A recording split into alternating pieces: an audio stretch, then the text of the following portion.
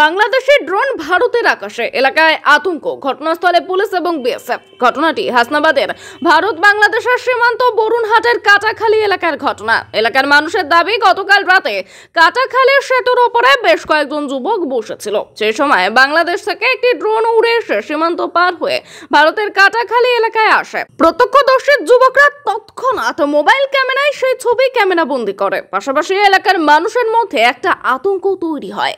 এরপর আরো দুটি ড্রোন বাংলাদেশের দিক থেকে উড়ে আসে ভারতে বলে দাবি তাদের।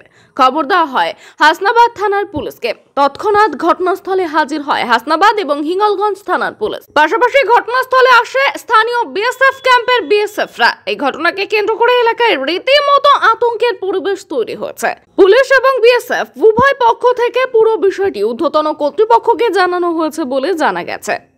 দেখলাম বাংলাদেশ থেকে একটা লাল লাইট জ্বলতে জ্বলতে আসছে আমাদের দিকে, এসে এখান থেকে ঘুরে ব্রিজের এখান থেকে, আমরা ব্রিজ প্রতিদিনের মতো আজকেও বসেছিলাম, ব্রিজের এখান থেকে ঘুরে আবার বাংলাদেশের দিকে চলে গেল লাইটটা।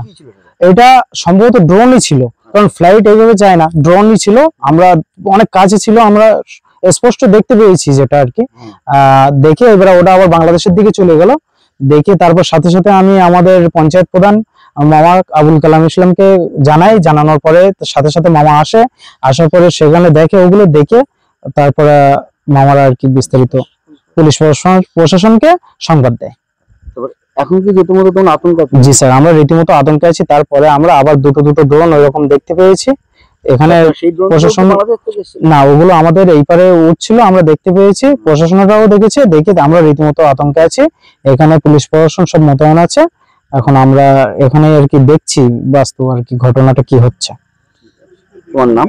জি, আমার নাম মোহাম্মদ নুরুল হোসেন গাজী। তোমরা প্রথমে দেখেছো? হ্যাঁ স্যার, আমরাই প্রথমে দেখেছি। আমরা এখানে বসে আইপিএল ম্যাচ দেখছিলাম, দেখতে দেখতে হঠাৎ করে দেখতে পেলাম এরকম একটা ঘটনা। তোমার নাম? আমার নাম মোহাম্মদ নুরুল হোসেন গাজী। ঠিক রাত্রিবেলা আমাদের কিছু ছেলে ব্রিজের উপরে ছিল, তারা একটা ড্রোন দেখতে পায় যে বাংলাদেশ থেকে উড়ে আসে আমাদের কাটাখালী বরুণহাট গ্রামের উপর দিয়ে, আবার ঠিক নদীর সাইড দিয়ে বাংলাদেশে তার ড্রোনটা উড়ে চলে যায়। আমরা ছোট থেকে বর্ডার এলাকায়, আমরা জন্ম থেকে বর্ডার এলাকায় আছি, আমরা আজ পর্যন্ত কোনোদিন ড্রোন আকাশে উঠতে দেখিনি। দিনে মানে তো নয়, সেক্ষেত্রে রাত্রে আমরা কোনোদিন দেখিনি। কিন্তু যেখানে ভারত পাকিস্তানের একটা যুদ্ধ চলছে, কিছুদিন আগে সেই যুদ্ধ বিরতি হয়েছে, ঠিক সেই জায়গায় দাঁড়িয়ে সেই আবহাওয়ায় বাংলাদেশ থেকে একটা ড্রোন ইন্ডিয়া আসলো এবং এখানকার ছবি ক্যাপচার করে আবার বাংলাদেশে ফিরে গেল। এটা আমাদের খুব চিন্তার বিষয়, খুব ভাবনার বিষয়। আমরা বিএসএফ কে আমরা কল করি এবং হাসনাবাদ থানা এবং হিঙ্গলগঞ্জ থানাকে আমরা কল করি। সমস্ত পুলিশ প্রশাসন এবং বিএসএফ এর সমস্ত কর্তারা সবাই এখানে আছেন এবং বড় সাহেব, আমাদের এসপি সাহেব উনি আসছেন।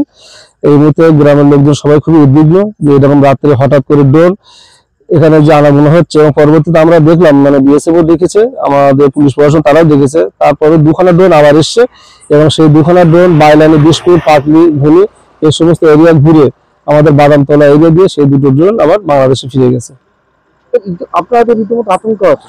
গ্রামের মানুষ, প্রত্যেকটা মানুষই আতঙ্কিত, যেহেতু বাংলাদেশের সঙ্গে পাকিস্তানের সম্পর্ক ভালো, ভারতের সম্পর্ক এই মুহূর্তে খারাপ। সেই জায়গায় দাঁড়িয়ে আমরা ভারতে বসবাস করছি, আমরা সবাই আতঙ্কের মধ্যে আছি। আপনার নাম? আমি আবুল কালাম, প্রধান, বরুণহাট রামেশ্বর গ্রাম পঞ্চায়েত।